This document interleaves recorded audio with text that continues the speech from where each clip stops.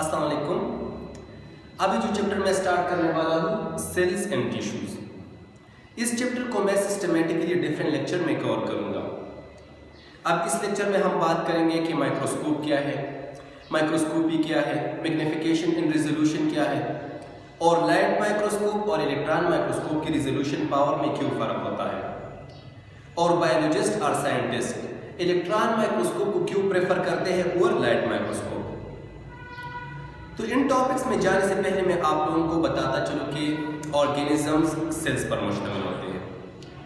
Unicellular organisms में एक cell जिंदगी की पूरी एक्टिविटीज़ परफॉर्म करता है, जबकि मल्टीसेलुलर ऑर्गेनिजम्स में बहुत सारे सेल मिलकर डिफरेंट टिश्यूज़ बनाते हैं, डिफरेंट टिश्यूज़ पर ऑर्गन्स बनाते हैं, ऑर्गन पर ऑर्गन सिस्टम बनाते हैं, और डिफरेंट ऑर्गन सिस्टम मिलकर एक होल ऑर्गेनिज्म बनाता है।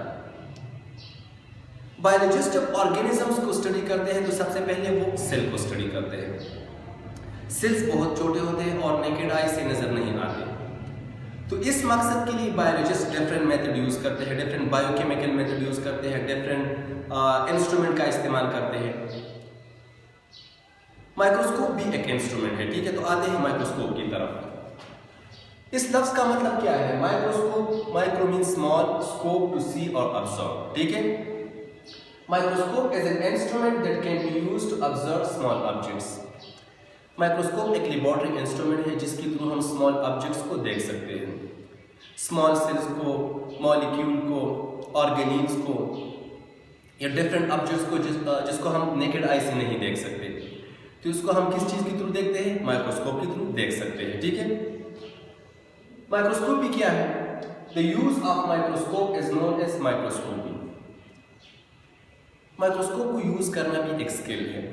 अगर आप लोगों को माइक्रोस्कोप के डिफरेंट पार्ट्स का नहीं पता, माइक्रोस्कोप के प्रिंसिपल का नहीं पता कि माइक्रोस्कोप किन उसूलों पे काम करता है, तो आप माइक्रोस्कोप को हरगिज़ इस्तेमाल नहीं कर सकते, ठीक है।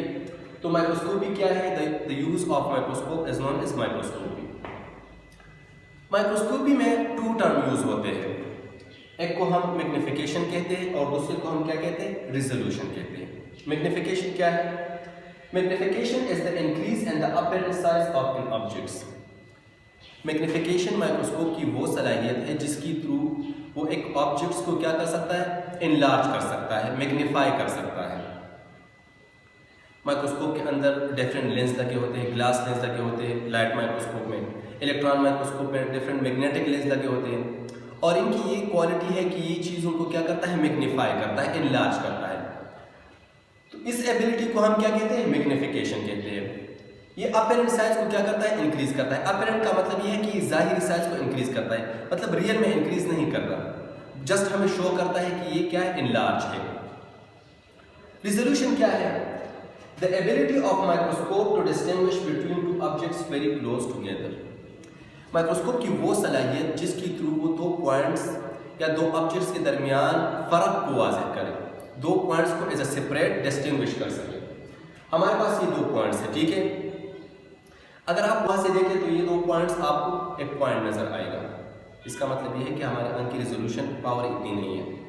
जब हम माइक्रोस्कोप से देखते हैं तो माइक्रोस्कोप इन दो पॉइंट्स को क्या दो पॉइंट्स दिखाएगा, ये एक पॉइंट नजर नहीं आएगा।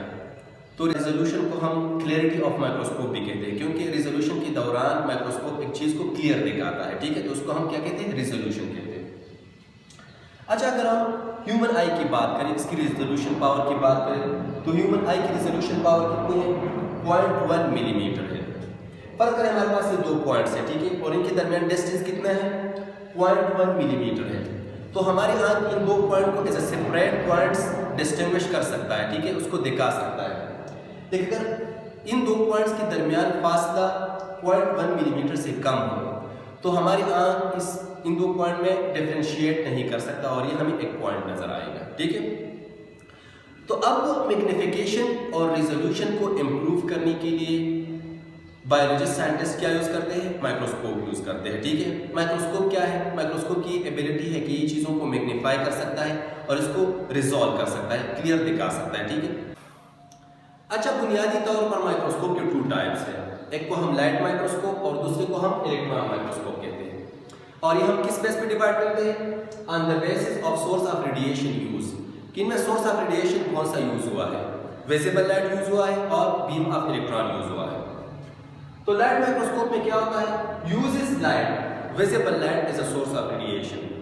Light microscope source of radiation क्या यूज करता है, विजिबल लाइट यूज करता है। विजिबल लाइट वेवलेंथ का वो हिस्सा होता है जो हमारे आंख डिटेक्ट करता है, ठीक है, इसको हम विजिबल रेंज कहते हैं, इलेक्ट्रोमैग्नेटिक स्पेक्ट्रम का विजिबल रेंज कहते हैं, ठीक है।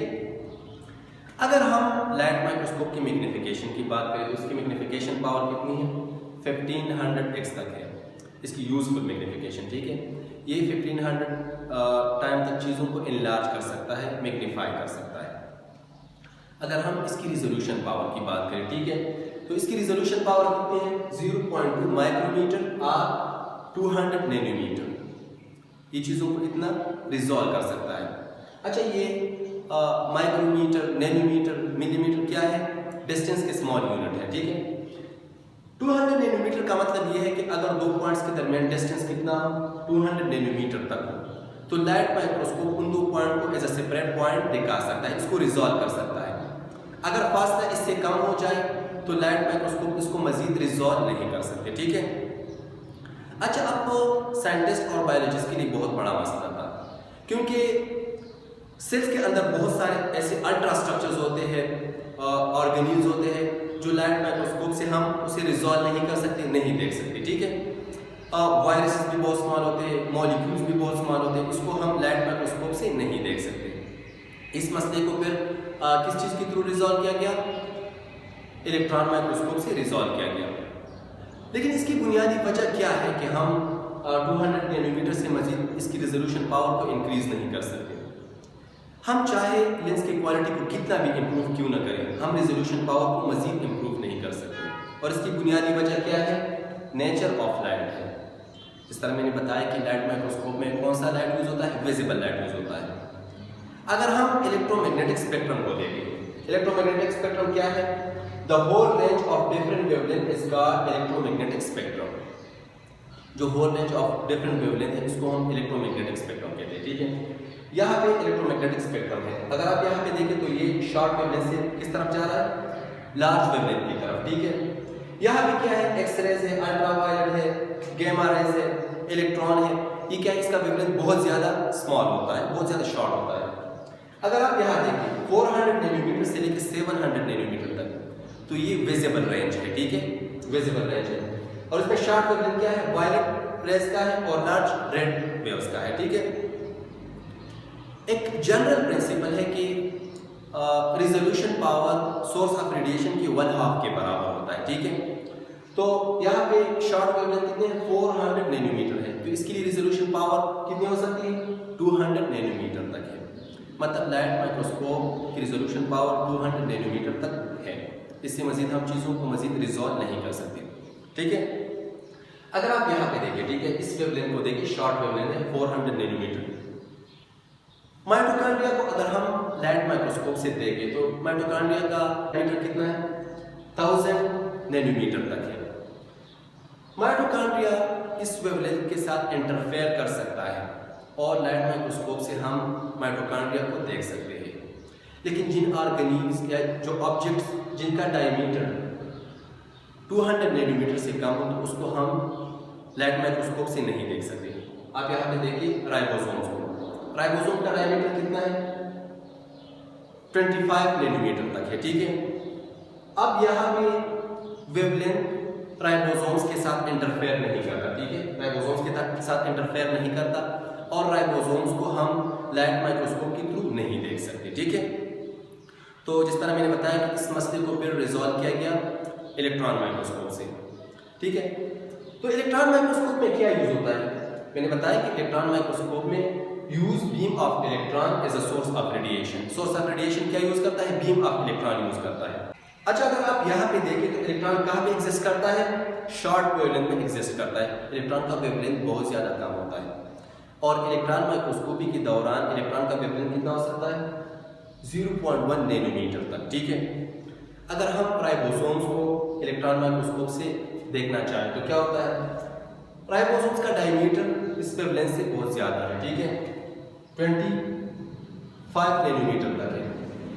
इलेक्ट्रॉन वेव्स इसके साथ इंटरफेयर कर सकता है, ठीक है, इसके साथ इंटरफेयर कर सकता है और राइबोसोम्स को या जो अदर स्मॉल ऑर्गेनिल्स या स्मॉल ऑब्जेक्ट्स है उसको हम इजीली देख सकते हैं, ठीक है। अगर हम इलेक्ट्रॉन माइक्रोस्कोप की मैग्नीफिकेशन की बात करें तो इसकी मैग्नीफिकेशन पावर कितनी है? 2,50,000 तक है, ठीक है। अगर हम रिजोल्यूशन की बात करें तो इसकी रिजोल्यूशन पावर कितनी है? 0.2 नैनोमीटर। ये बहुत ज़्यादा है, ठीक है। लाइट माइक्रोस्कोप से बहुत ज़्यादा है, चीज़ों को बहुत ज़्यादा रिजॉल्व कर सकता है, ठीक है। और इसकी बुनियादी वजह क्या है? Short wavelength of electron. अच्छा, कोई आपसे पूछे कि इलेक्ट्रॉन माइक्रोस्कोप का रिजोल्यूशन पावर लाइट माइक्रोस्कोप से क्यों ज़्यादा होता है, तो आप कहेंगे कि ये नेचर ऑफ लाइट पे डिपेंड करता है। लाइट माइक्रोस्कोप में जो वेवलेंथ यूज़ होता है ये 400 नैनोमीटर से लेकर 700 नैनोमीटर तक है, और ये बहुत लार्ज वेवलेंथ है, ठीक है। अगर हम इलेक्ट्रॉन की बात करें तो इलेक्ट्रॉन का वेवलेंथ बहुत ज़्यादा स्मॉल होता है, जिसकी वजह से हम स्मॉल ऑब्जेक्ट्स को इजीली देख सकते हैं, और इसका रिजोल्यूशन पावर बहुत ज़्यादा होता है, ठीक है। तो ये लेक्चर था अबाउट माइक्रोस्कोपी क्या है, मैग्नीफिकेशन रिजोल्यूशन क्या है, और लाइट माइक्रोस्कोप और इलेक्ट्रॉन माइक्रोस्कोप की रिजोल्यूशन पावर में क्यों फर्क होता है, और इलेक्ट्रॉन माइक्रोस्कोप का रिजोल्यूशन पावर क्यों ज़्यादा होता है, ये आप लोगों को पता चल गया। अब नेक्स्ट लेक्चर में हम बात करेंगे different types of microscope, light microscope के टाइप्स क्या है और इलेक्ट्रॉन माइक्रोस्कोप के टाइप्स क्या है। तो पूरी चैप्टर को समझने के लिए मेरे सारे लेक्चर देख लीजिएगा। Thank you so much.